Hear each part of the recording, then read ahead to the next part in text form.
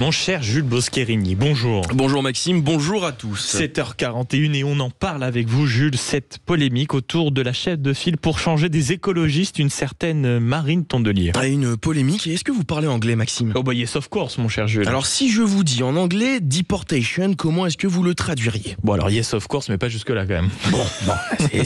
C'est là le problème. Mais en fait la traduction employée par Marine Tondelier lors de son passage hier dans la matinale de nos confrères de TF1 n'est pas la bonne. Elle emploie le terme déportation et elle ne manque pas de se faire reprendre par le présentateur de l'émission.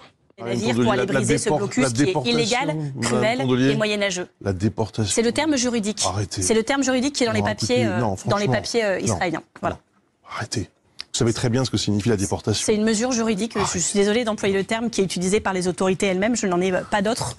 Sauf que non, déportation ne se traduit pas par déportation en français, mais par expulsion. Il est question d'une des flottilles à destination de Gaza, avec à son bord une eurodéputée de son camp politique arrêtée par l'armée israélienne pour être expulsée et non déportée comme Marine Tondelier le prétend en se fiant aux textes juridiques qui sont en anglais. Eh bien c'est bien évidemment, si on en parle ce matin, c'est que cette sortie médiatique a provoqué mais alors un tollé sur les réseaux sociaux. Et forcément Maxime, ça ne passe pas auprès des internautes puisqu'on lui reproche clairement la comparaison entre les juifs déportés lors de la Seconde Guerre mondiale et l'expulsion des membres de la flottille. Sur X, la séquence est qualifiée d'abject dérapage par cet internaute. De manière plus sobre, certains estiment que c'est un curieux choix des mots et demandent si elle réalise l'immondice que ça représente, quand pour d'autres cela montre donc que les écologistes sont de véritables ordures.